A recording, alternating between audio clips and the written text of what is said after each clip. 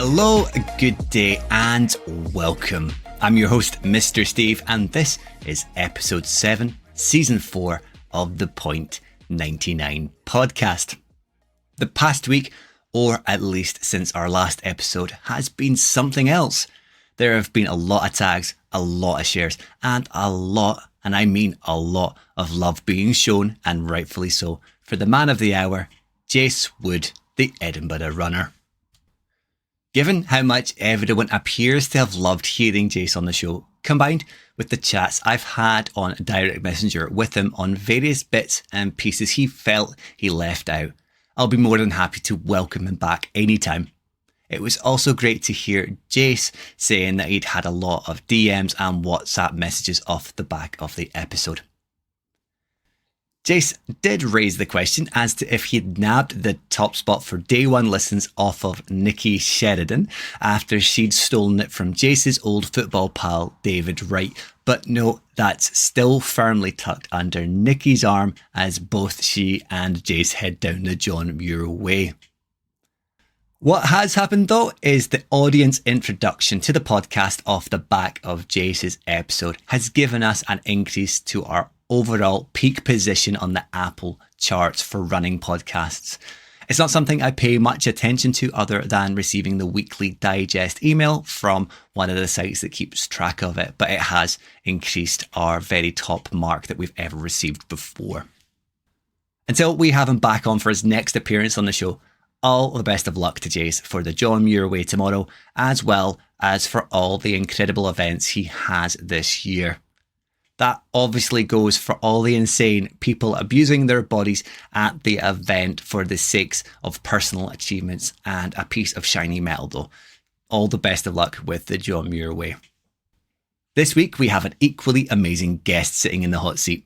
She's an inspirational character with several incredible events and achievements under her belt, who is rarely seen without a positivity-inducing smile upon her face. More on our guest, Serena Broadway, in a bit. Time now for the intro. For those who are new or unfamiliar with the show, the Point 99 podcast is a running podcast for all runners of all abilities, but especially the everyday runners out there. If you're new to running or to the podcast, we hope to have guests, topics and discussions that will help you along whatever path your journey is taking. For any seasoned runners or listeners, perhaps we'll have some stories that will have you empathizing with our experiences and predicaments.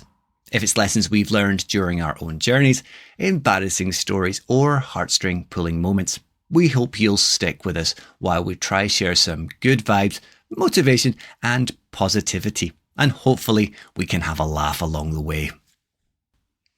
Before we get into the lion's share of the community running and the answers to this week's question, I want to give a massive congratulations to all of those who undertook the Tokyo Marathon on Sunday.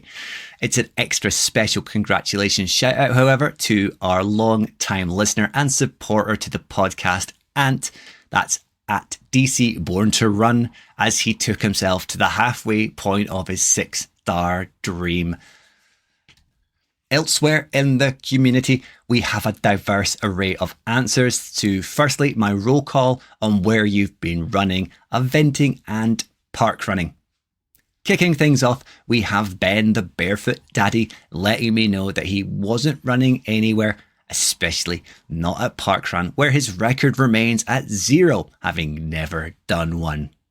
Thanks for letting me know that, Ben. Maybe you should get yourself down to one though, because they are a great source of social running. Regular listener and responder James Gow, Jimmy Bunter, apologised for a 3-part mini-series in the question box response. He's still trying to get comfortable with being uncomfortable. He took in a social run with the Wild Heart Runners for a Highland Fling Recce, which he says was a great outing, filled with lengthy chat with others, so he'll take that as a win, as well as the 19 miles banked along the Loch Lomond shores. Distractions are always going to be good to have when you're out of your comfort zone, aren't they, Jimmy? Peta, the bread-wielding bandit, was along with her press play and run party at the back social running crew, fangirling at the Camperdown parkrun. Ailish McCogan was the cause of the fangirling, but good on them for getting along for the meet, a greet and social run ticked off together, as well as a cheeky selfie or two. Our man in Saudi, Doug, was back running in Riyadh, Saudi Arabia for the first run post-plantar fasciitis.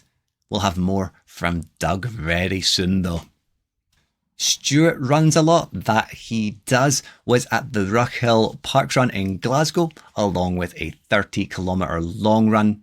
That man is a machine right now. He is going to be doing some amazing things this year. You mark my words. Ian Smith at B09913. I was trying to figure out what that meant. There's probably a meaning there, but that's his handle.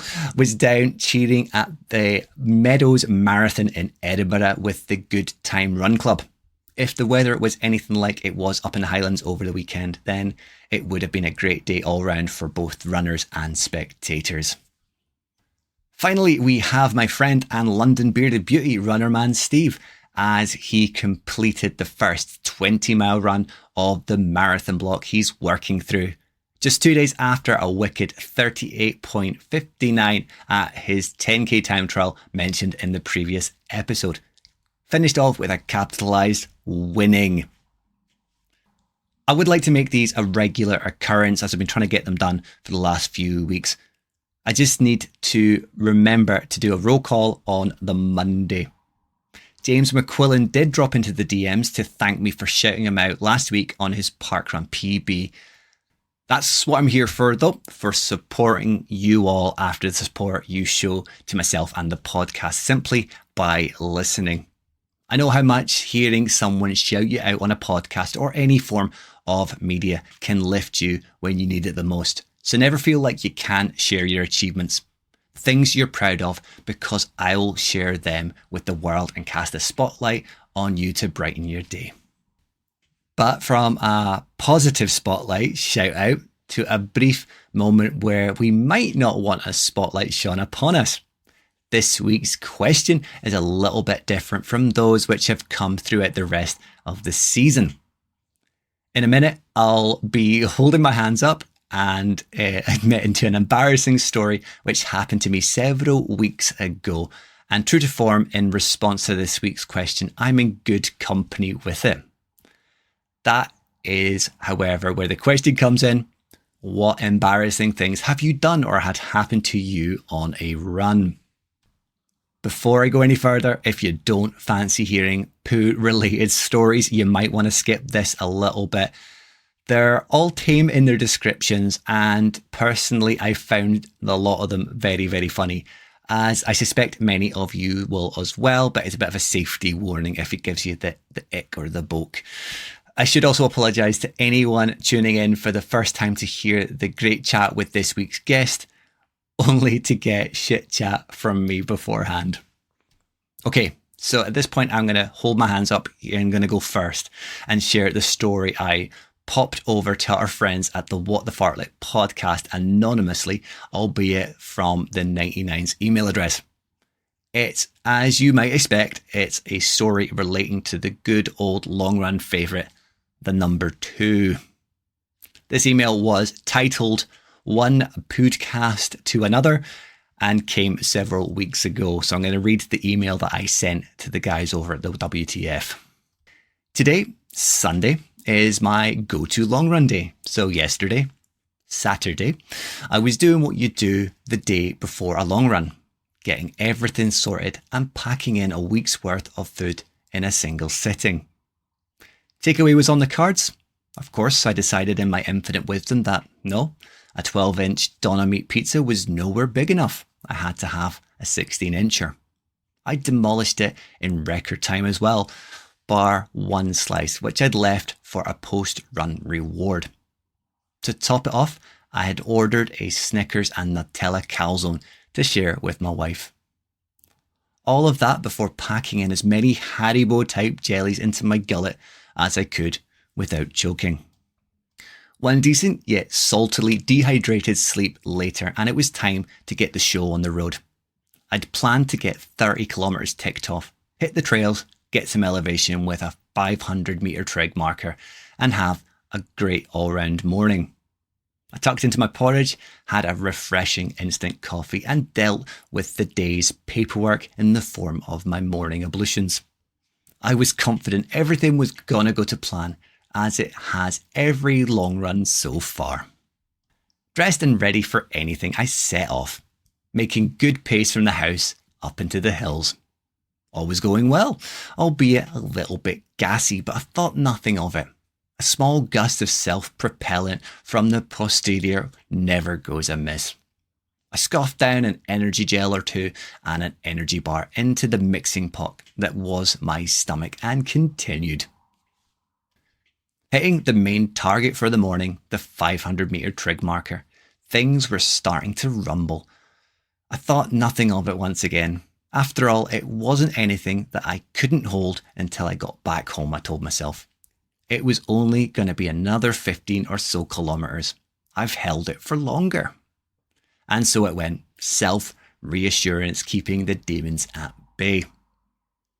As I made my way down the second part of the peak, I took a little stumble, hitting the deck and seemingly unsettling my innards even more, with the urge for expulsion increasing. I passed a good number of other morning weekend warriors on the path heading up the hill, knowing if anything was going to happen, I needed to make a diversion. Thankfully, and to my relief, my planned route was taking a turn very soon onto a lesser trodden path. With the escape road in sight, it was time to go. Firstly, I had to make enough distance from the main thoroughfare so as not to get caught out like a rabbit in the headlights. I didn't want it to be too far though, that there would be a Snickers and Nutella calzone forming before my leggings could even be withdrawn. Distance made, I set about getting off the road and down the hillside, far enough down and with enough coverage from any passing eyes before dropping the leggings and dropping the payload. As I hovered there though, it dawned on me I was gonna have to sacrifice an item of clothing, something I hadn't considered until this very point. Would it be the gloves? Perhaps the best tool for the jobby. No, I like them too much. So what then? It had to be between the boxer shorts or the buff. Well, the boxers would mean removing pretty much all of my lower half's clothing, and it wasn't warm enough to even entertain that. Buff it was. Thankfully, a good buff is usually long enough that it can be rolled up and tightly bound and stashed in an empty sweetie packet, that the offensiveness and shame of it could be quickly and safely stowed in the bowels of a backpack and put on a boil wash once you get home without causing any further harm, or even binned for that matter. Dignity soiled for the very first time while out running, but unlikely for the last time. I scrambled back up onto the path and finished what I could of the run. It was a close one in many respects, as only moments after getting back onto the path, I encountered another runner approaching around a slow bend. Thankfully, or at least I hope, he was far enough away on his own run to have had no clue of the crime on nature that had just occurred. And there it is, folks. I'm holding my hands up and admitting to have been caught short for the very first time. Perhaps it was the pizza, or maybe something else. I'm thinking the pizza, but nevertheless, it's done and dusted. I guess I can only wear it as a badge of honour as a true runner now, like some sort of shitty scout badge. But on to the answers from the community, and boy, do we have a couple of great additions to the crap stories. For a change of pace before we get to those, let's have some light-heartedness of a less messy nature from Steph Runs Miles. Steph said, fully expecting a raft of poo-related stories this week, and I'm here for it. Thankfully, touch wood, I've been lucky in that department so far. Nothing wild, but I fully tripped over a tree root at full pelt during a trail run last year and went airborne Superman style for what felt like 10 seconds. I ploughed into a poor woman who was just minding her own business, head and shoulders first, like some sort of Owen Farrell rugby tackle. Thankfully, she remained upright, unlike me, but I probably seemed more panicked that my lovely new leggings were okay. For someone as clumsy as me, it's a wonder I've not had more slip, trips and falls. I'm going to sympathise with Steph here. Slip, trips and falls are always going to feel really embarrassing, even when there's no one else involved or in the vicinity. Even the tumble I took at the beginning of my own story was embarrassing enough. Not that anyone is around to see it, but you just feel the shame and embarrassment as you kind of pick yourself up, dust yourself down and look around to make sure no one just saw what happened. I'm going to move on now to Colin Galbraith. He's up next, possibly to the embarrassment of his wife. But here we go with number 2 of the number 2s. Hey mate, I saw you were looking for embarrassing stories. This is my worst. Feel free to use it. My wife will kill me for admitting that I've been caught out a few times needing number 2 a few kilometres into a long run. I'd read Ailish McColgan's advice to always pack loo paper and it seemed like good advice, so I always do. Anyway, last year I got caught short running through a local estate and had to duck into some trees and take care of business. It wasn't until after I finished that I turned around and realised I'd whipped down my shorts and crouched in front of one of those motion activated nature cams you can buy off Amazon tied to a tree. Wished I'd removed the SD card as I ran off, imagining some poor old chap sitting down to watch the local forest creatures on his laptop, only to see me lowering my hairy arse into position. I don't blame you if you don't want to use this X-rated story, but I feel better even just typing it out. Been living with guilt for too long now. I bloody love that one. It gave me a good laugh reading it originally, and it did that time as well. Maybe the wildlife camera might have thought it was an upside down mole digging out a tunnel. Moving on to Stuart runs a lot, that he does. Stuart Rowan. Stuart said that during his absolute flyer at Florence in the marathon, that the crotch of his shorts actually came away. Thankfully, he had something underneath. That's a testament to how fast you were running, Stuart, burning out your shorts. Just imagine, I've got to make a rude joke there, but I can't, Stuart. I'm glad you had something underneath, mate. Let's stick with the more tame stories as we move on to our friend Patrick Watkins.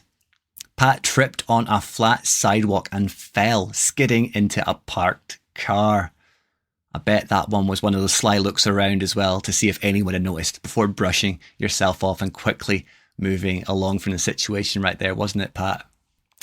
The running girls slid into the responses with this cracker as well. I'm not sure if it was Annie or Lauren. Maybe it was an unfortunate timing for them both, but here we go. My bra strap burst at the top of Arthur's seat. That rundown was an interesting one. Short and sweet there, but oofties. I can imagine there was some interesting looks from others on the trail that day. Hopefully you weren't too battered and bruised. It does make me think of a similar story I heard from a female comedian who'd said she was lucky not to give herself 2 black eyes. Jim Boyle is sharing 2 that I feel that we can all empathise, sympathise, all the thighs is with. Firstly, he said, getting to a park run and discovering your shorts are on the wrong way round. Been there. It's in the same category as having the odd pair of socks on or finding a pair of pants up your sleeve of your running jacket mid-run. Second from Jim was waving overzealously at a runner coming towards you and it being a case of mistaking identity. I hope you played that one off cool, Jim, like a friendly runner spreading joy and cheer to others. But I've done that myself, not while running, but in everyday life. And it's always going to be just that little bit embarrassing. Now, for this final one, we're completing the trilogy of poo-related stories. This time, however, I'm going to plop in the voice note I received because I wouldn't be able to replicate this one and do it justice. So let's hear from the man himself. I mentioned him earlier. It's our man in Saudi, Doug. I'll tell you the whole story. I was out running a few years ago in Glasgow, out in the countryside, and I was about 6 miles from home, and I needed a poo stop. There was no way I was getting back without doing it. So I jumped over a dry, stained dyke, and I was squatting behind the dyke, having an emergency poo, and about a kilometre away I could see a flock of sheep. So the flock of sheep saw me, and they decided to come over to say hello, to the extent I was squatting behind this wall with my running trousers and my knickers round my ankles, having this horrible, bloody, upset tummy crap. And there's a fucking flock of sheep, and they're actually coming up and bumping their heads against me so I could pat them.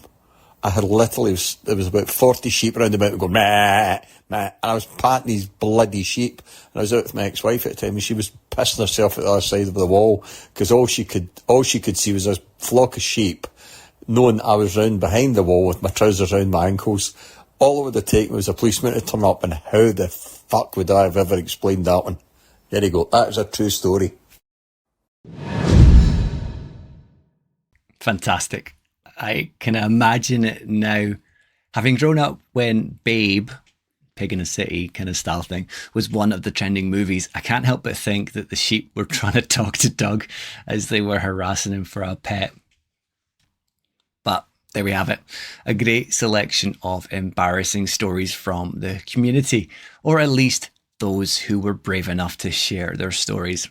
Nobody specifically asked to be kept anonymous, or at least I hope they didn't and I've missed it. A massive shout to everyone who submitted though, you're all amazing. I don't think I could in any way segue that in a flattering way to our guest interview, so I'll line up a brand new question and cover my week in running before we hop on over to the chat we had with Serena. Okay, first, the question. With the race season starting to kick off now that March is upon us, let's talk about shoes. After the success I found from upgrading from a standard road racing shoe to a carbon plated shoe, I want to know who has and who hasn't bitten the bullet and bought into the carbon shoe club. Share your thoughts, your shoe choices, and your experiences on this one in the question box and in the DMs. Come Monday, I will obviously be getting the question box up into the stories. So you can wait for that, or you can get into the DMs right away. Just remember as well, you can submit a question if there's anything you'd like to put to the listener base for information or for funny responses. They're open as well. So just let me know if you have a question and I will put that to the audience. Running wise, I've kept my week fairly tame on distance and effort to give myself the best chance of getting anywhere near my target on Sunday.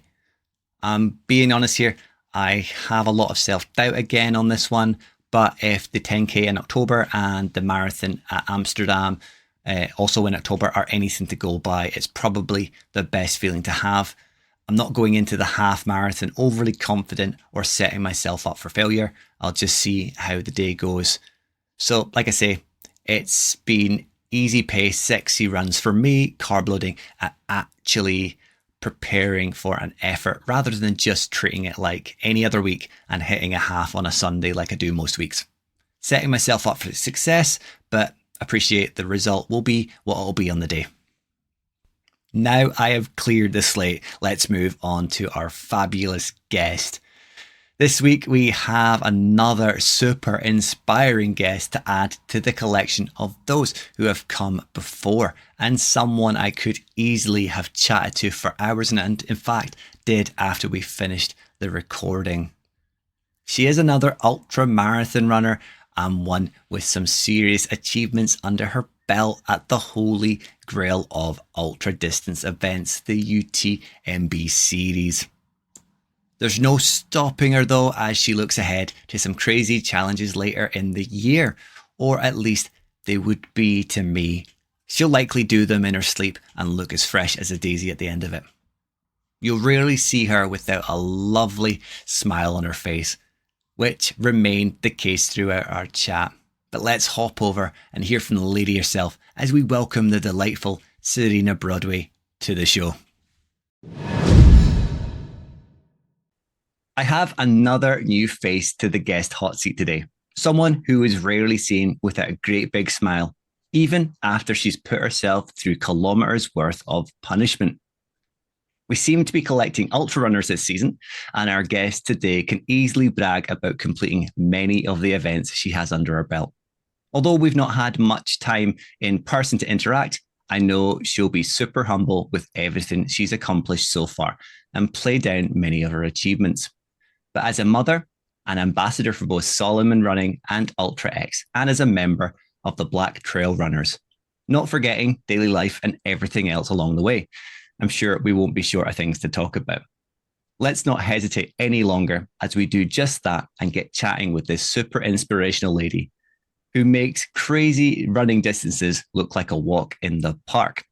She's another AH3 miler, as Chris Evans would probably like me to mention. Welcome to the show, the highly requested Serena Broadway.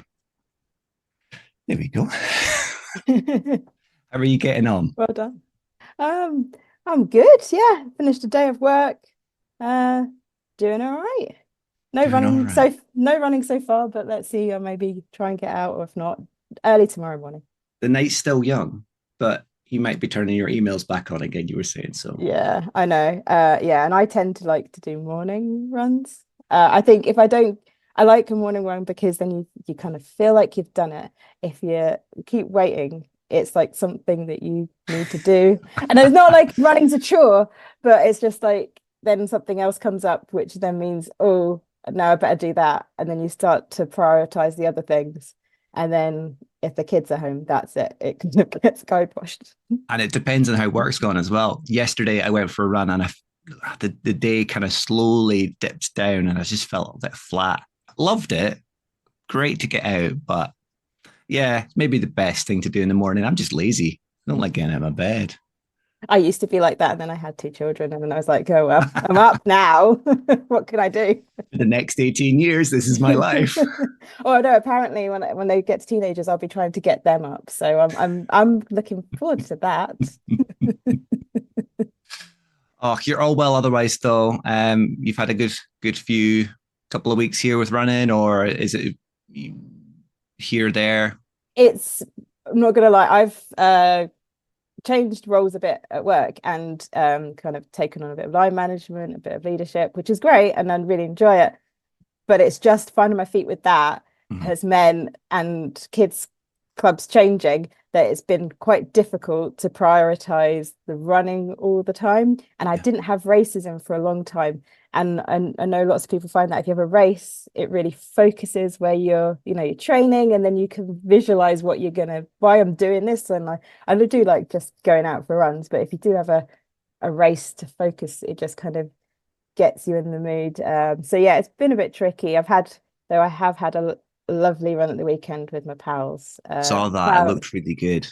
Cloud inversion and everything. So it was beautiful up in the Pentlands on Sunday. But yeah, and then followed with coffee and cake. So it doesn't get any better than that. So no, I've had some really lovely kind of group runs, and I do love.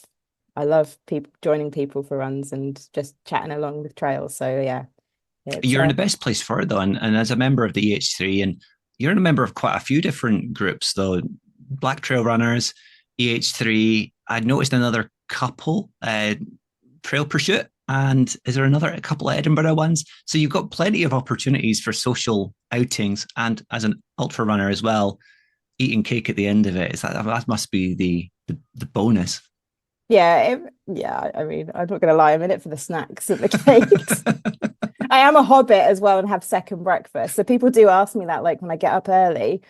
If I get up early, and I might have like a crumpet or a bagel with peanut butter and jam before my run. And I'm a bit of a weirdo, and I can eat and run quite quickly afterwards, I think, because ultra running and you get used to it. Yeah. And then I'll come back and have my porridge, or I'll have my porridge, and then maybe an hour after my run, I will have my crumpet or my bagel. I'm a hobbit. I was going to make a comment about your height as well, because we have met, but then I'm freakishly tall, and you're not quite as short as some of the EH3 milers. So I mean, you're more human height, if anything. I am very, no, was very aware when we met. So I was like, well, there is a bit of a height Height difference. differential, isn't there? It's very low, thin air up here sometimes as well. Um, but I think the best place to start is the same as we start with most people. A little bit of background as to your history with sport, how far back it goes, and how you've kind of come to the point you're at now. Because as I said before we hit record, ultras, I'd be very surprised if anyone just went straight into ultras, although sometimes you're kind of made to believe that. But if you give a little bit of history about yourself and where you've kind of started it. Yeah, sure. So I'm not actually, you can tell from my accent, from Scotland. So I actually grew up in Portsmouth. Yeah, so quite far. Yeah. So yeah, I suppose I was one of those kids that was okay at most sports. I wasn't great at any of them, I would say, but I was in the school hockey team. I really enjoyed doing that when I was in senior school, but not to any great level.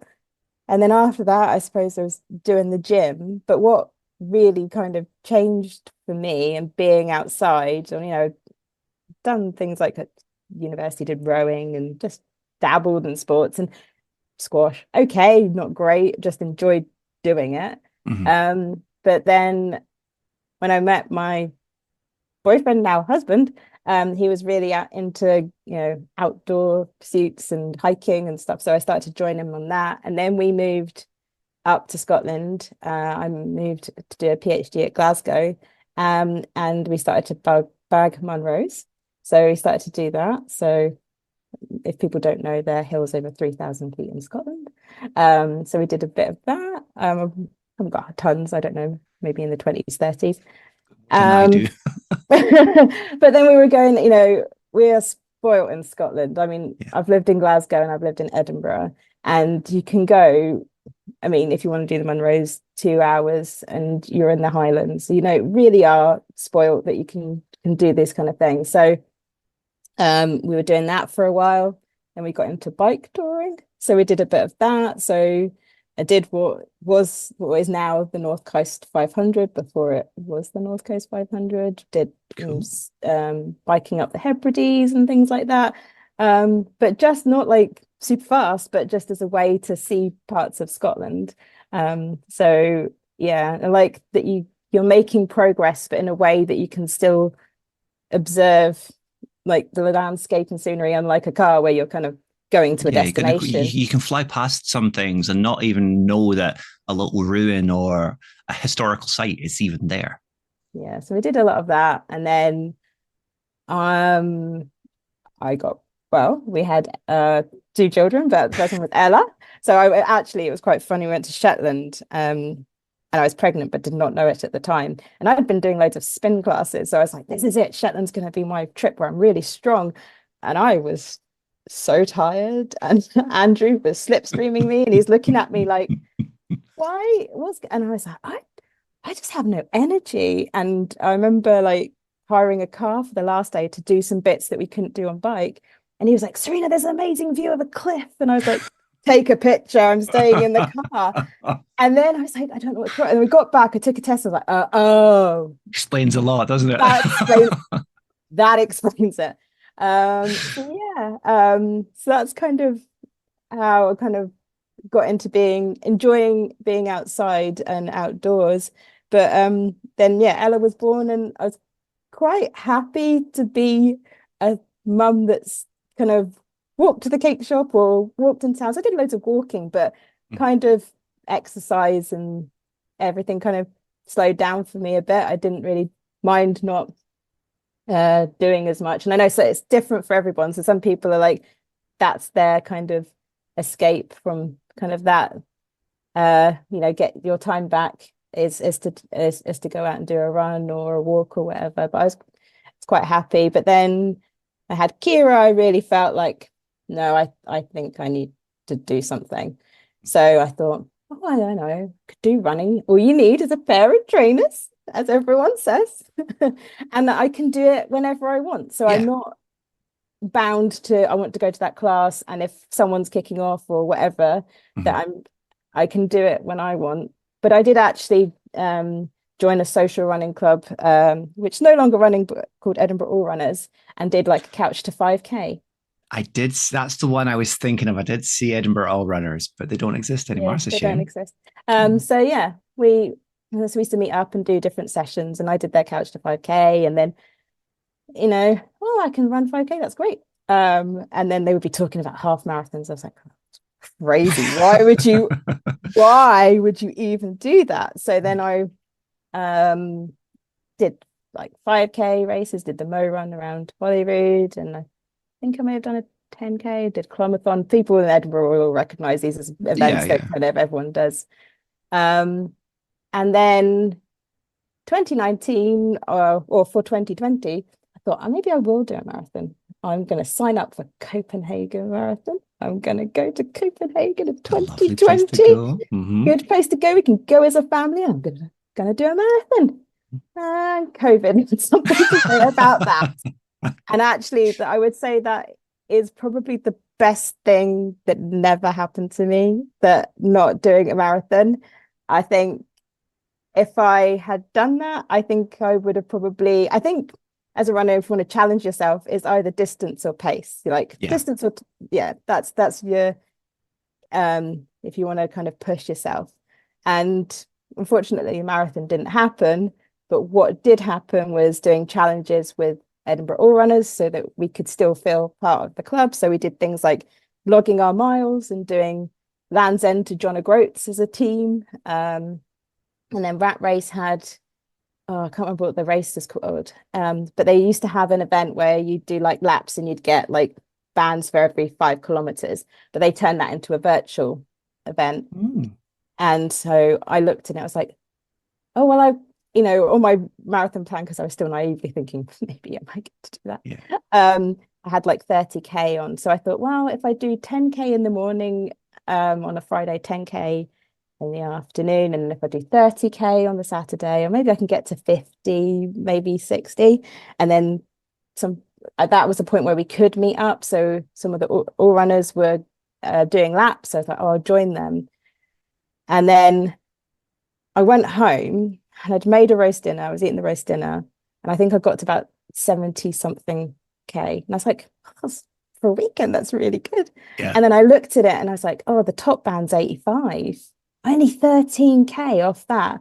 So I had my roast dinner and then I went out and ran 13K so I could get, don't do that, people. No, not a heavy meal anyway. It's not nice. But I did it and I was like, And then I started to explore the trails, started to go up a bit more in the Pentlands first with people, and then feeling more confident with the routes and doing things on my own.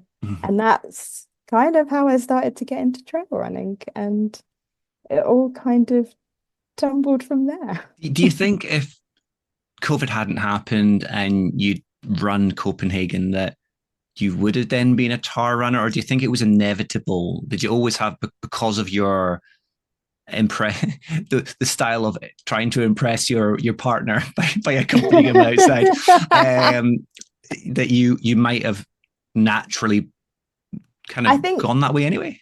I may have, and I suppose Andrew is my biggest cheerleader and probably realizes the things I can do before I do them.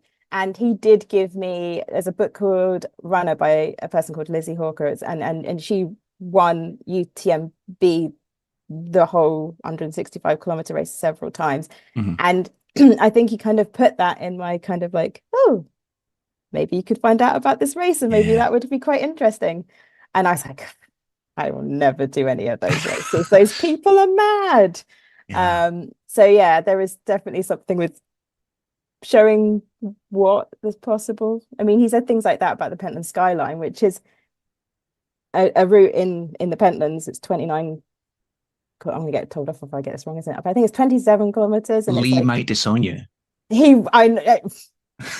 will disown me if I get this wrong, but I know it's 1,900 meters of elevation, so it's around of all the kind of peaks, or the main peaks in the Pentlands. And Andrew said, oh, you'll be doing the Skyline next. I was like, no, I won't. And then I did it. So he did. I don't know. I definitely yeah, they could have been that I Either kind of you like got into the time.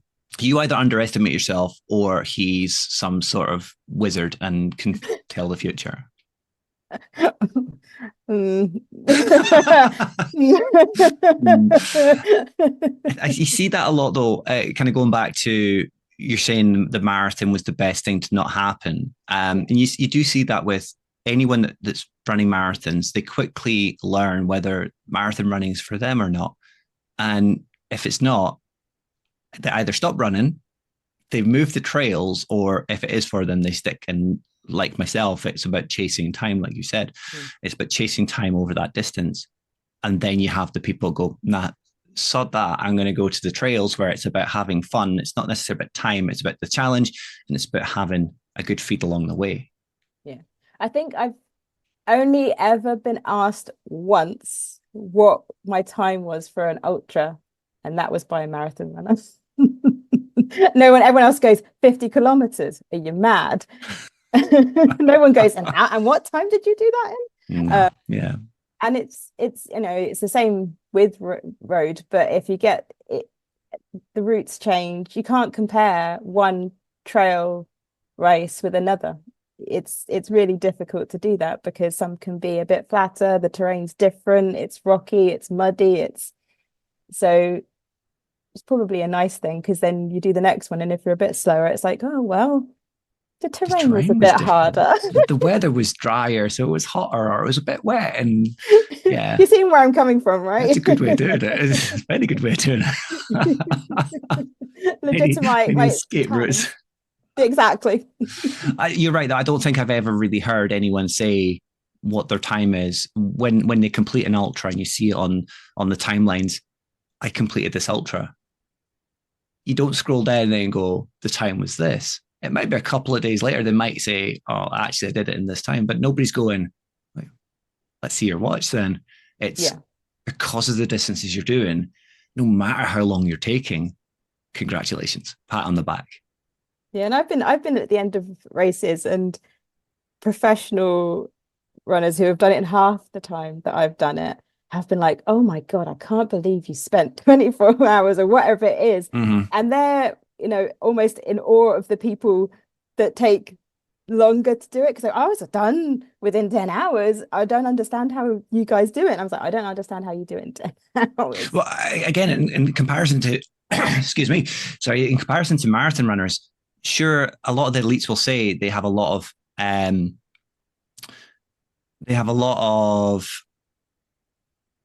trying to think of the right word here, but they look at the people at the back and go, how can they spend that amount of time running? It's not pride in them, you know what I mean? But they're obviously done it in their 2 hours 30, their 3 hours, they're super fast. And then to think of someone having to run for 7 hours, same with the elite runners in ultras. You can be as fast as you want, but then if you're double their time, you're putting in so much more effort. Yeah. So, I mean, I think we could move then to some of the events that you've done. The ones that I've seen, so you've corrected me here with one of them, because UTMB, the series at Mont Blanc, so you've the OCC. Yep. But you've also got Nice, and naively I looked at those, went, they're in France, they must be the same event. It must be a long run. Get over the top. You've got the Sullivan Skyline. You've mentioned the Rat Race Ultra Tour of Edinburgh, which I didn't know existed until Gary mentioned it, and then to have yourself having done that as well. When we connected, I think you'd either just done or just about to do the relay across Scotland as a quartet. But they're not the only ones. You've got so many events on your list that I was scrolling through going, will I write that one down? Will I write that one down? And it's just like, I'm going to ask Serena what her highlights have been so far, and maybe what some of the biggest challenges have been. Yeah, that's quite interesting you say that, because I feel like I limit myself to 2 or 3 races a year. I feel that's what's achievable without being a pressure to me. So that's quite interesting that you think I've done quite a lot, because I feel like in that time I've maybe not done as much as other people that I've seen, but that's a different choice, and we've all got different things to deal with in our personal Yeah, life we as have well different as priorities. Yeah. so I think the first one would be Ultra X Scotland because that was the first ultra I did. And it was So is that the Ultra X Scotland that's up here? yeah, yeah, Yeah. yeah, Yeah. yeah. So I did the 50K and I want to say it was in 2021, May 2021. And It's a glorious weekend then that one. yeah, so it was still, I think we were doing staggered starts. So it was like every 30 seconds or every 10 seconds someone went. But there was, I was just, I had those start line kind of flutters and got really nervous, as everyone does, because you're doing something that's pushing yourself. And if you don't feel that, it's usually excitement and fear. If you don't feel that, then maybe it's not the right event. Yeah. Or you're not. Yeah. If that's why you do races, and some of the events I do because I want to do it with the people, and other ones is like, can I do this? Yeah. So that was great because yeah, I did my first ultra. It was a beautiful day. The course was great. I got to meet some brilliant people who I'm still friends with. So Alexandra, who met at the start line, I was like, oh my God, I can't believe we're doing this because she looked as nervous as me. I was like, I know, it's really. And then she came and found me and said, oh, if you're ever in Scotland, and I was like, ha ha ha, I live in Edinburgh. So yeah, we've done things together. So that was great. And it also gave me points to be able to do OCC. So the system was different when I qualified for OCC. So you could do races across the UK and they would give you a number of points to be able to enter into any of the UTMB races. Okay. So I did that one, an Ultra X summer series in Yorkshire. That gave me 4 points. 4 points with 2 races meant I could go into OCC. And first time in the ballot, and I got picked. And then after that is when they changed to having had to do do their races, collecting stones. And it makes it a lot more difficult to be able to get in. So it was, yeah, pure kind of luck to get in, and an experience I don't think I'll ever forget. But so yeah, those two Ultra X races allowed me to do that. And I think in that year I also did Rat Race Edinburgh, which was brilliant because, like I said, sometimes you do races to push yourself, and other times you do it because of the people you're doing it with. And I ran that with my good friend Helen, who was someone we'd met through doing Carla's SCY program. So she does strength and conditioning and yoga. So we chatted, I'm in Edinburgh, you're in Edinburgh. So we kind of chatted and never actually properly met. We kind of chatted behind the scenes on Instagram. Like she'd done some ultras, so I was cheering her on and she was doing the same for me. And they were like, oh, should we do this together? And it turns out that we actually ran the same speed, had half an hour snack breaks. Our watches both went and I was like, oh, that's my snack break. And she went, oh, me too. So we had a great time doing that race. Because it kind of, you go up into the Pentlands, you go and do a couple of hills, and then you come back along the Water of Leith, and then make your way up to along kind of the rail passes, back up to the Commie Pool. So that race was just 6.5 hours with someone who became a friend, who became a best friend. So that was, yeah, running has given me a lot of friends that I'm forever grateful. And we'd never have met if it hadn't been for running. And then OCC was just because we went for the whole week. It was a family. We're going to go for a family holiday. We're going to Chamonix.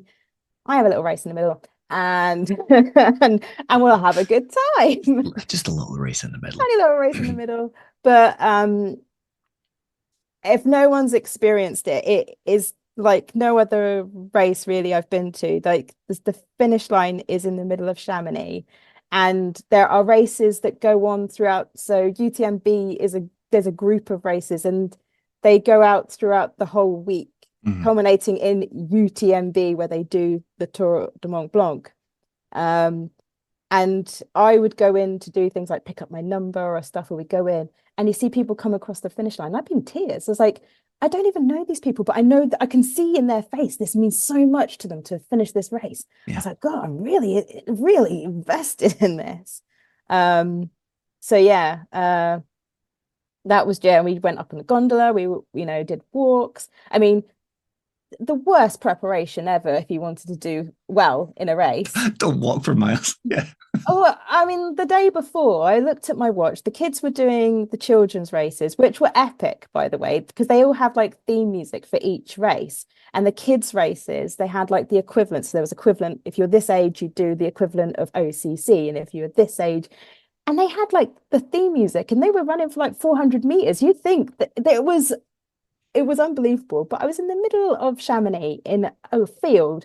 It was 20 odd degrees. I was sweating buckets. I had walked 18,000 steps. And I'm like, I've got to do a 50K tomorrow. Yeah. And it's not flat. I'm like, what am I doing? So I was like, yeah. And the girls had gone into Chamonix, and because the finish line is there, they were doing their practices. This is how we're gonna cross the line when we get mummy's hands and we go. And I'm like, the pressure of finishing. Every time I was like running, when I was running the race and we were going down, I was like, don't stack it, don't roll your ankle.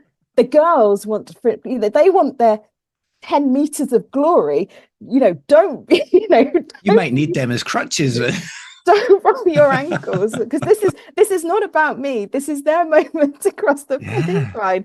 So I was just, there was a bit of pressure on that. But the experience of running that race, you have, because it's such a big thing, you have loads of people on this sideline, they're cheering you on, like you got, massive crowds, coming out, saying courage and super. I'm like, yeah, I'm trying. Have you seen the size of the hill I've got to go up?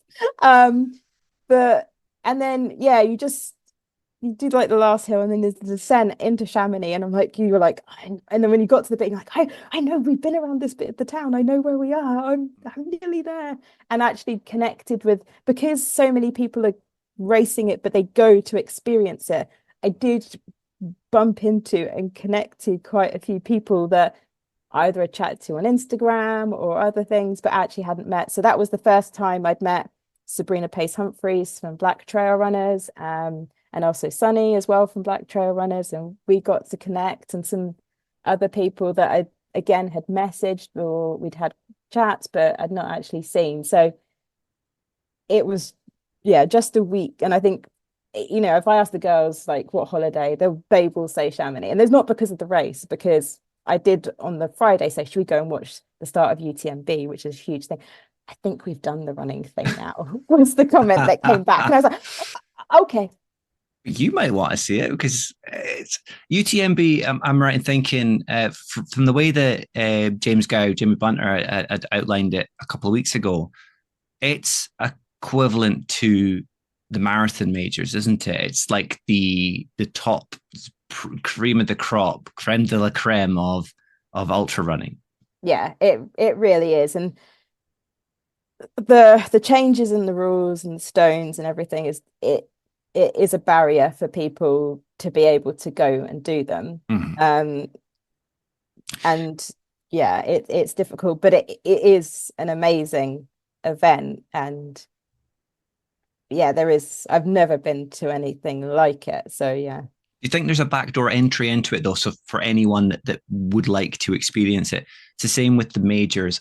I believe there's a backdoor entry where you can pay a premium and guarantee yourself a slot, and there are not very many of these. Wonder if that's coming. I wouldn't, you wouldn't rule it out.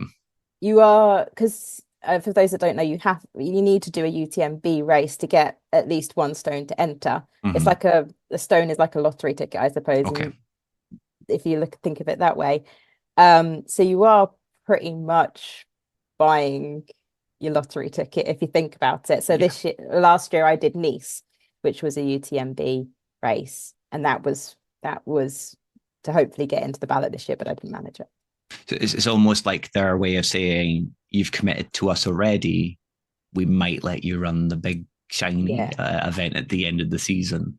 It did look really good though, from all the photos that you had up, and certainly because it is the golden goose of the event series, it's got all the cameras, it's got all the pride and all the cheering, and that finishing photo where you're underneath the arch, it looks really good. And especially, I think it makes it even better because it was quite late on by the time you finished as well, wasn't it? It was quite dark. Yeah, there was a lot. So what's weird is when you're doing these races, and I obviously turned off my notifications for WhatsApp and stuff, and then especially because that was such a big race, um, it's really well supported. So they have like a YouTube channel so you can follow people and you can see the people that you're following cross the line. And then I Mhm. get back and I'm looking through and I got nice messages. And then there's a whole thread with some of my friends. There's going because there was the ceremony for the finishers at 7 o'clock. And then I think there was an advert just before I was about to finish. And Andrew said in his mind, he was like, could I say to Serena, could you just pause for 30 seconds until this advert's finished? Because people at home want to see you cross the line. And he's like, and I was wondering how that would go down. And I was like, I mean, Oh, if it's not about time, you could wait around the corner. yeah, just park yourself for 30 seconds and let's wait. So there was a lot of when is this advert gonna finish? Serena's just about to cross the line. So yeah, it is like so people can properly follow you. They're not following a dot, they can actually see you cross the line. And they do have cameras at the aid stations as well. So I was like waving to and you get all that in a video. So they put it all together, stitch it all together. So you've got all the videos of you going into the aid stations, crossing the line, and everything like that. And anyone that's there with you can see what sort of state you are in mentally as well. I think, is it going to be another Yeah, 10 minutes? when the wave is really Mm, enthusiastic at the beginning, and then at the end it's just like, yes, I'm still here. head down, but it's acknowledgement. Oh, Exactly. so you had the girls running there and the family as a whole. Is it something that they've got an interest in? Is there more running on the cards for them? Do you think it'll be a good inspiration for them in the future? I think what I want to show them is that if you find something that lights your fire, that you will find the space to do it, and Mhm. it will bring you things that you don't expect it to bring you. So I'm not necessarily like, we're all a family of runners. If anything, they prefer a bike at the moment. My husband Mhm. is definitely winning that at the moment. But I just want to show them that getting outside and being active is a good thing to do. And Yeah. my eldest does say that when I've been a bit nippy, maybe a little bit tired, or I say something, she's like, do you need to go for a run?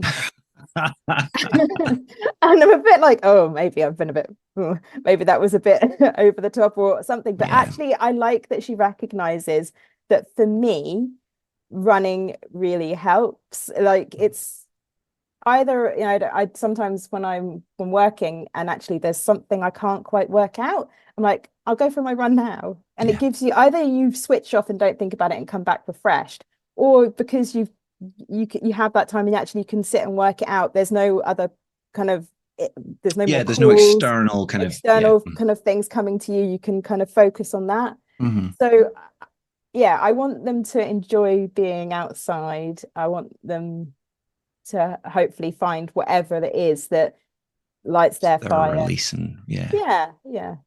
But Because it's not running. I'd Not yet, imagine you'd be anyway. like myself when you were younger. It was hard to kind of pin down something that was a release, and I think that's why a lot of youngsters end up going to music because angsty teenagers listen to loud, shouty music, and that seems to be it gets surpassed, and for a lot of youngsters now it is phones and gaming um, but to give them the it's okay to be outside philosophy. It's okay to get fresh air and it's also very good for the mind as well. I mean, Yeah. there's no better route there. With family life though, do you find it difficult sometimes to juggle dropping the kids off at different classes and picking them up, trying to fit in a run, having work and just everything that goes into family life? Yes, it is. And I often use juggle because I know people talk about balance and I don't think that exists. I think sometimes you have to be right, actually, I need to get this run done. So I'm not going to be able to do something for the parent council or something, Mm-hmm. like so and then sometimes it's actually no, right now there's a lot going on family wise and running is going to have to take a back seat. I tend not to run late November to December because Christmas and everything that goes on then, it's just not it's not going to happen. And I don't mind missing some runs, but it gets to you after a while, and that's just a period I know that I'm not going to be able to do it all.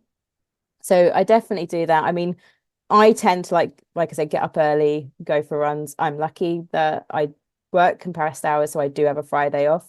And for those that if you have children in Edinburgh will know that they have a half day on a Friday as well. So I have the mornings, so I will go and like drop the girls off and then I tend to do my long runs on a Friday. Yeah, if you've got the time to do it and it's a so clear I spell. so I do things like that. If they've got classes, oh, Ella's got gymnastics right near Drumbury Hill, which is hideous but good for hill reps. So, if I know I'm going to be there, I'll put my hill rep session there. So, yeah, I'll do things like that. I've even done things where I've got a really long run. I will break it up. So maybe do 2 hours in the morning and then have a day and then do 3 hours in the evening or 2 hours in the evening if that's what's on there. But I've still done the time on my feet. I've just not done it consecutively. But you just have to, it's really difficult. And everyone has these different pressures, caring responsibilities. And I think part of it is also understanding that sometimes a run slips, but that's okay. And to be kind of kind to yourself and not put, I do this for fun. So I don't want to put the pressure on myself to like get it all done, and it's not fun because I'm not a professional. This is my hobby. So I do it for that. So I definitely try and cut myself a bit slack. I do get my programs written for me. So it's cheating. All right then. Sorry. So Carla Molinaro writes my programs. So usually I'm able to hit them and do them. And I have said to her, because I knew the new role and everything, that would be more tricky. So I have said to her, prioritize. Can you tell me what sessions are priorities, and I will try and get them done. Yeah. So things like that. And like I understand, like I'm in a privileged position that I can pay for someone to do a plan. Yeah. But it does devolve one thing that on my plate that I can do. And I just have the sessions and then I can look at what the whole family schedule is and then slot them in. Because if you were writing your own plan, that it's not going to be a 10-minute job, especially as an ultra runner. It's talking hours of trying to work out what distances you need, what's best for you. But if you have someone who knows what you need to do, and it's going to take them 20 minutes to write a plan because that's what they're doing, then and they probably put sessions in there that it's a good job. Carla's smiley, and I like her, and she likes cake, because sometimes I look at a session and I'm like, you are kidding me. But then you do it afterwards, and actually you do feel pretty epic once you've done, however many hill reps or interval sessions or whatever it is. And I think I probably wouldn't maybe push myself as hard as she does. So yeah.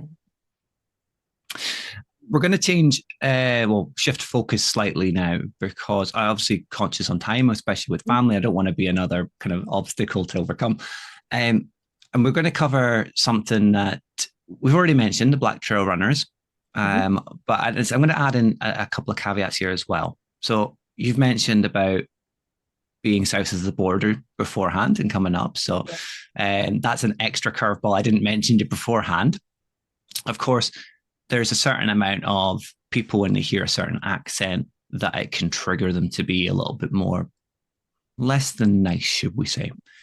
But take into account that and some of the incidents that have been happening against female runners more recently, or seemingly increasing. They've probably been taking place anyway, but there's at least more notice and more publicity on it, which is great because it's putting a spotlight on something that shouldn't be happening. But moreover, because of the Black Trail Runners as well, have you experienced any, I don't want to say as much as hatred, have you had much experience on being a female runner, obviously being an English runner, but also being a Black runner in Scotland? So I think I would say I've been lucky with my experiences in adult life. Okay. I would, if anyone was looking to maybe learn a bit more about this, the situation that or these scenarios that they're not familiar with. Sabrina Pace Humphreys, who's one of the founders of Black Trail Runners, has written a book called Black Sheep. When I read this book, and we were talking behind the scenes, she's like, "Take your time, you might find it triggering," and a lot of the things in her childhood I could resonate with, and it was quite interesting. I was like, "Oh, being I think she may have been the only person of color in her school. Yeah. My school, there was me and there was another two kids. We were brother and sister.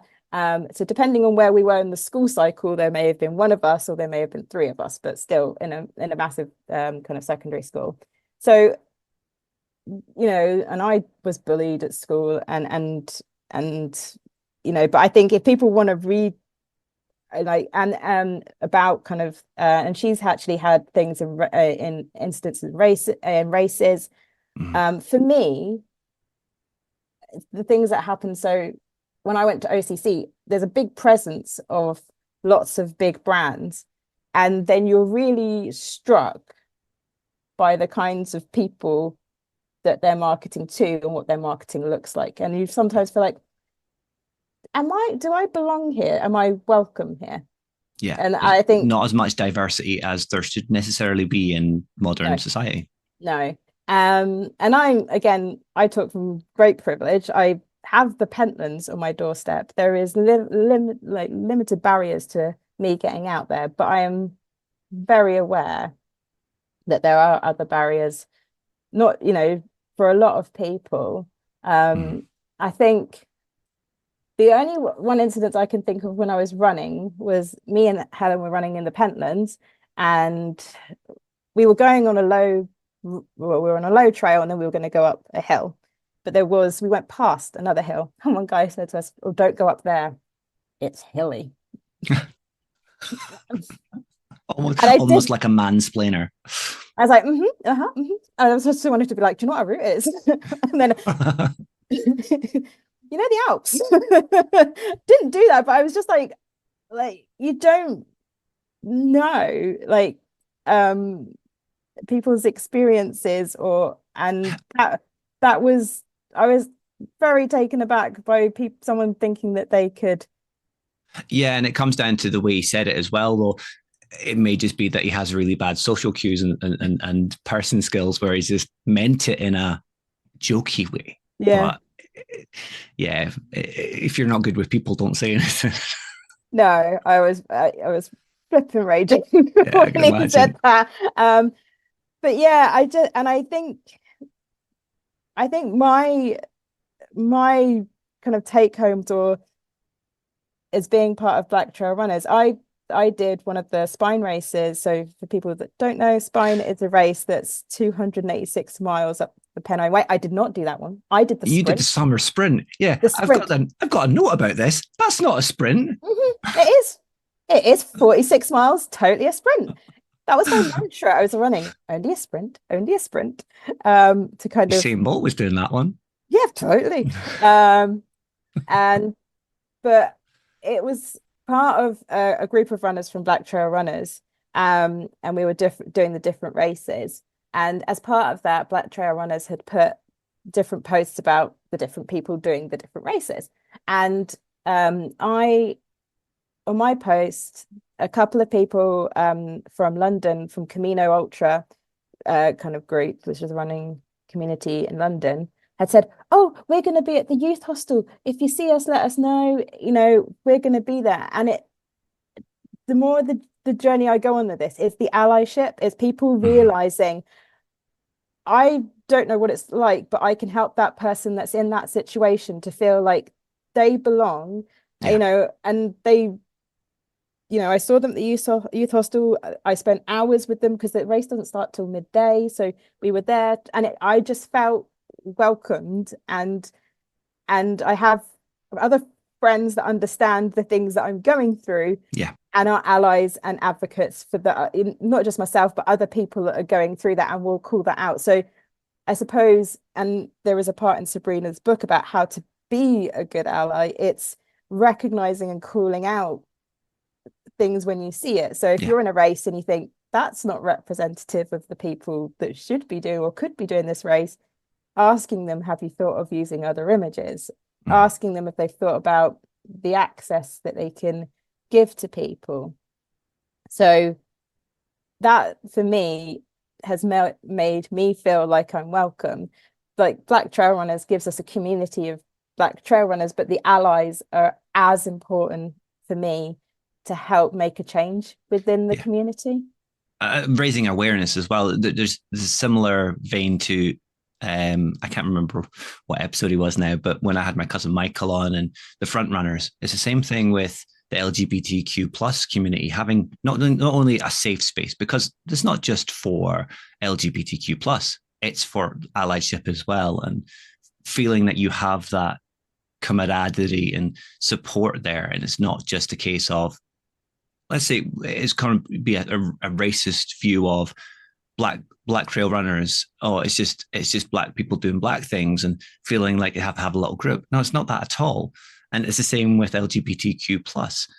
I sometimes find that you could probably imagine in the Highlands, there's not a massive, or growing up, there wasn't a massive black community. Yeah. Very, very rarely did you see a different skin tone to Casper the Friendly Ghost here. It has been increasing recently when we've got more refugees coming in. We've got more just natural immigration, and there's a lot of darker skin tones arriving. Sometimes I feel like I know I'm not racist. Sometimes I feel like it's still out of the ordinary. You don't want to feel like you're staring, but you also want to include them, but you don't want to feel like you're then just included in because of their skin tone. So it's maybe a book that I need to read as well on allyship and inclusion without necessarily going out of your way to do it. Yeah, and I think it's I think one thing, and I think Sunny was on another podcast. I was like, oh, he feels the same as me. Like, you know, um, I grew up in a very white area, so I can talk to my experience of being black, but in a white area. Yeah. And there's other people that have different experiences from me, living in different areas, experiencing different things. Mhm. Um, but I think it is just that making sure people feel welcome, and that is on the races as well as the people attending the races. Yeah. But And it the is branding sometimes, towards them as well. yeah, and the branding, because sometimes you go in there and you're like, oh, whoa. And ultra racing as well would say some of the races, the like even the number of women doing it is low. So yeah. I find we'll draw a line on this in a second, but I do find it sometimes when you're getting an ambassadorship with some of the companies, it's less about inclusivity and more about how many followers does that person have, and the person who manages the ambassadorships is just going, I'll get more publicity by getting that person, and not going, oh, maybe I should try and spread the net a little bit more. I might encourage more people of different ethnicities to get involved in the sport if Yeah. they see, oh, I can relate to that person. Yeah, I mean, I think I can't remember how I came across Sabrina, but it would have been that like she looks like me, which it sounds mad, but when you see, Yeah, it's I don't know. connections. And also, like, I think kind of goes back from school where all the girls had swishing ponytails, and I was like, I don't have one of those. Does that mean I can't run? But I think it is important, and I think there are a lot of if you're wanting to learn more, go to Black Trail Runners is an open community for people, and it really helps the community to grow, to make the impact that they want to by allies joining it as well. Yeah, But there are other communities. I would go out and find those organizations that are trying to make changes. So if I know, and these are my kind of with She Races as well, is doing a lot around female runners and making races more accessible. And yeah, they've done a lot around like getting deferrals for pregnancy, for example. yes. So I would urge people to try and seek out these organizations. There's still not enough on that sort of thing. So again, more awareness, and just generally speaking, I think from a male's perspective, out for the long run yesterday, running around the streets of Inverness, you see a female runner, I change the side of the road. So it's an indication of I'm not avoiding you, but I'm giving you your space, because then it feels they might be okay with me running past them, but they might not feel comfortable with that as well. So yeah, opening up and just showing a community as well, community spirit. Which cool. I think in Scotland, I would say, and like, you know, yeah, it's a really lovely Instagram family, but do you know what I mean? Like, there's a lot of positivity and celebration about different people's achievements, and then when you go to events and you're like, oh, hello, and you know, you see people, and it's not standoffish as well. Wow, we only messaged on Instagram. Yeah, I'm only liking your Instagram, I'm not liking you. We are lucky in Scotland. I do feel that it's a really strong runners community. I think that's a good segue, because we hadn't met until Loch Ness 24 last year. But it was almost like we'd known each other for years. You came up and spoke to me. It was tipping it down, and I think at that point it maybe stopped raining. Had it though. Might have. Do you feel like you might have missold that, you and Lee? Oh no, you saw the photos, and it's going to be lovely again this year now that Lee's not there. For the listeners, the first year it was blistering sunshine. It was too hot the first year. Apparently too hot. So the year I went and did it, lots of drizzle, very wet, lots of mud. But you achieved an amazing distance for the distance you got within that condition. I had fun. It was a great weekend. Well, I wasn't being grumpy. But no, honestly, and that kind of event, I just love. That's why I like doing the different kinds of events. So I like doing the ultras where I'm doing things for me and running. But that was, you know, I got a group of my friends that run together. We had a loose schedule of how it would go, and having that, you know, the loops is great because it makes it accessible. There were people doing ultras. There were people going, I'm going to do 4 loops. I'm going to do 2 loops. You know, or actually I was going to do 5 and now I'm doing 10. You know, people escalating things. But it de-risked it because it was loops and there were other people supporting, you know. And you didn't always need to be on the track. You could you can have an alcoholic beverage if that's your thing, or just sit and have a good company. It would have been better if the fire pits could have been on. The music was amazing as well, by the way. The organizers did a cracking job with the music. It is a shame it was so wet, because the idea of having silent disco again would have been fantastic. And I think the uptake would have been so much more than the first year of just myself, Lee, Emma. I wasn't even taking part. So it's just Emma and Lee and this random drunk guy. So it's 3 people out of quite a busy event. Again, the year before, although it's maybe not nearly as busy as last year, it would have been a great addition. So fingers crossed again this year it improves even more. But as you said, unfortunately, you might not be able to make it because there is the give and take of family life, and your husband obviously has events that he would like to do as well. Yeah, there's definitely flags go into the calendar as soon as possible. So Andrew does lots of long distance cycle races, and so you can see it in our calendars of like, oh, I think I might do this event, and then you're like, get mine in.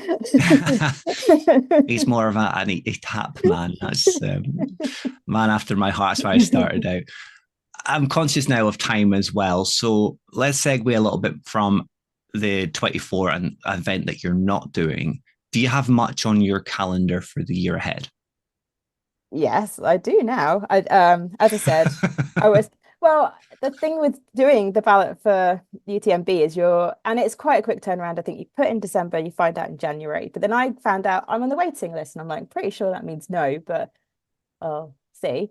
But I didn't get in. So I am doing, my main race in June is the Spines Challenger South. So that is 108 miles self-supported. I can't even say only a sprint.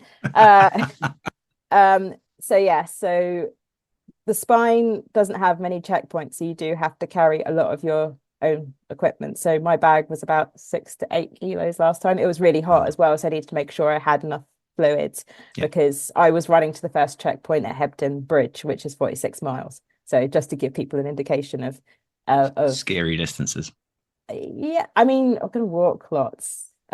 Small scary distance is someone like myself. Here I go with like underwriting, but yeah, so that's June.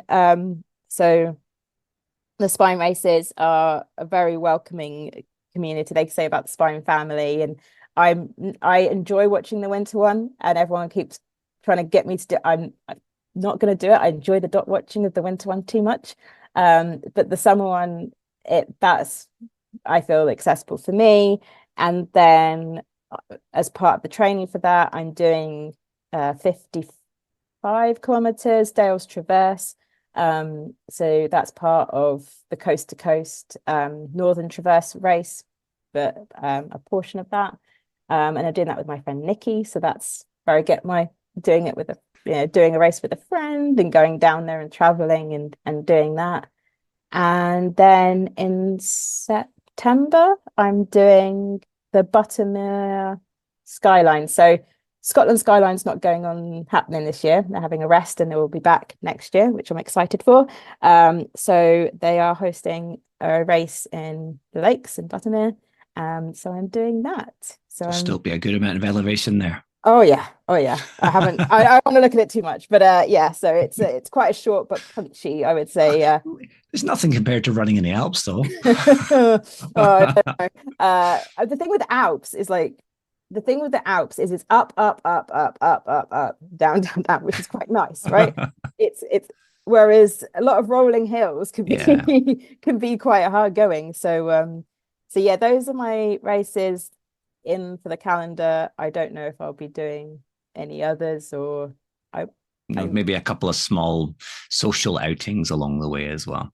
Oh, there'll be lots of that. I mean, anyone that wants to go, I think my longest run in the Pentlands will be 7 hours. So if anybody fancies even a portion of that, let me know. Fancies accompany someone that won't then get them lost. No, we'll see. Can I just point out that Lee and I have a reputation for getting lost, but whenever we're together, we don't get lost. So 2 bad navigators makes 1 good navigator. You're both a different side of a magnet, aren't you? That's what it is. But every time we finish a run, we're like, and we didn't get lost. High five. You just need pom bears at the end to keep Lee in the right direction. And I would like to say that I don't know why we are so, so self-congratulatory when we're running in the Pentlands, which we run in all the time. I mean, take us to a new bunch of hills, and I think that's a recipe for disaster. But... Yeah. We won't put you loose in the Cairngorms just yet. Oh God, no. If anyone wants to connect with you, have a little bit more of a snoop about what you've done so far, but also maybe drop you a message, where can they find you, or is the best place to find you?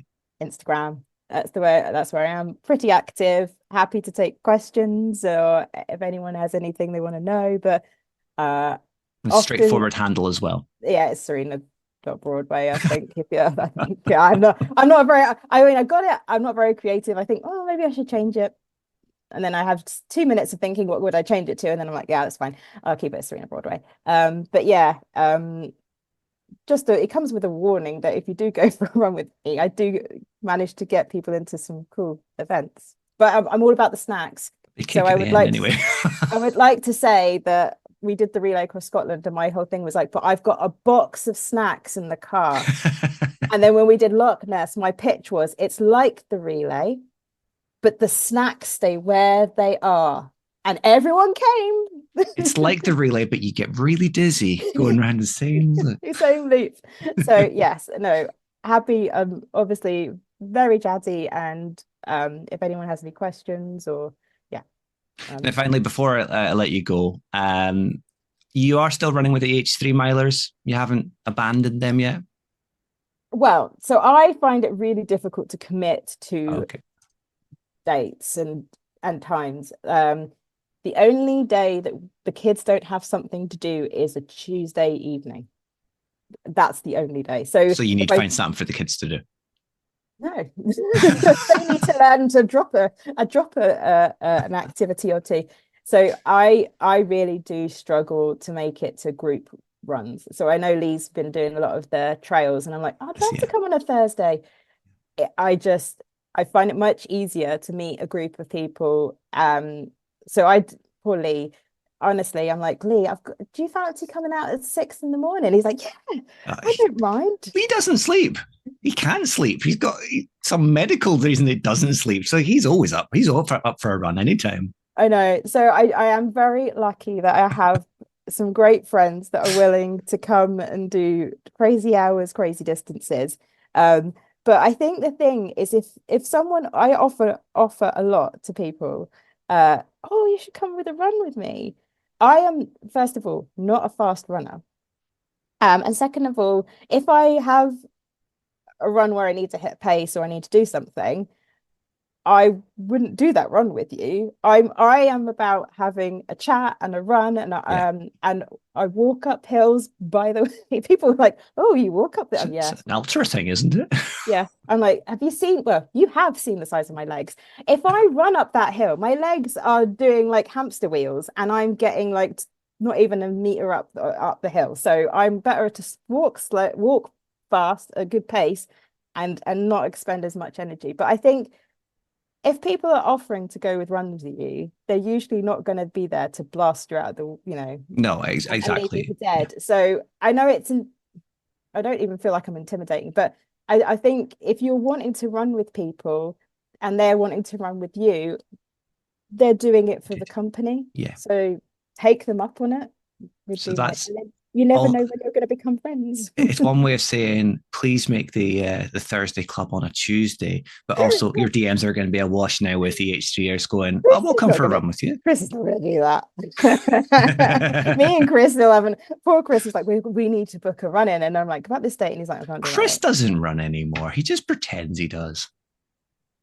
Well, I'm not dissing Chris because he's bloody lovely, that's for sure. He is. He is that. He is that. We could talk all night, but I am very conscious. That's So, fine. thank you very much for joining me, Serena. There's a lot that we could have covered, so I think we'll let the audience make their call. And I would love to have you back, but thank you very much for joining me for this one. And I've got a little bit of reading to do. Thanks for having me on, and it's great to actually have the time to chat for a long time. So All the best for the year ahead, and we'll be keeping a track of how you get on. thanks. Amazing. I've no idea how Serena manages to do all that she does and remain the smiley, happy, positive superwoman who she is. The distances Serena has covered are mind melting to me, but with the events she's lined up on the horizon, oh, they're just equally as mental. As with all the guests that I have on, I can only wish Serena all the very best of luck with all the events she has ahead of her.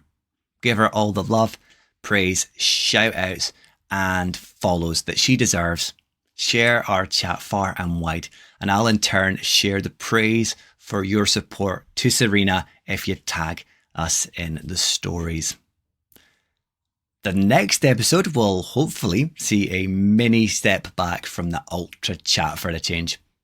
I'll announce who the guest is on Monday, but I suspect they're going to be popular with the wider Instagram community and a face not unfamiliar with the old podcasting game themselves. We've rolled on a little bit longer than we have recently. We're going back to days of old, so let's start thinking about wrapping up for the day. If you've liked what you've heard today, the best way to support the podcast is to do what you've done today, to download, to stream, and to listen to the show. A quick share with your family and friends, or a share on social media alongside a tag back to the show's page wouldn't go amiss either. These are just 2 free ways that you can show your support for what I'm doing. If you'd like to show your physical support for the podcast, you can purchase a t-shirt from our merchandise partners over at Twisted Running. All proceeds stay with Twisted and help them grow the brand that are doing such valuable work with other collaborations, with running groups, with podcasts, that sort of thing. The quality of their products is top notch, As I've been saying, I'm not getting paid to say that. I spend my own money on the show's shirts, and I only have positive things to say about the quality and finish. You can find a direct link to the Twisted 99 page on our website, thepoint99podcast.com, or by Googling Twisted Running. Dropping them a follow on social media would also be a great thing to do. The show is available on all major podcast platforms though, so if your friends and family don't like using Apple or hate using Spotify, there's always going to be an alternative for them.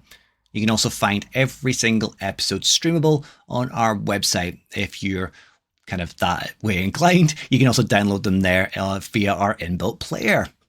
Finally, we're on both Instagram and Facebook. Just search for the Point 99 podcast if you'd like to follow what I'm doing over there. If you want to get in contact, you can always leave a comment in the posts, drop a direct message over, or email me at thepoint99podcast@gmail.com. That's thepoint99podcast@gmail.com. I apologise to anyone who is not used to the slightly longer episodes reappearing, but hopefully it'll be a one-off because it was a great chat I had with Serena, and the stories, they helped make it a bit of a jam-packed episode. But until episode 8 rolls around, I hope you stay safe, enjoy your runs, and you will hear from me soon.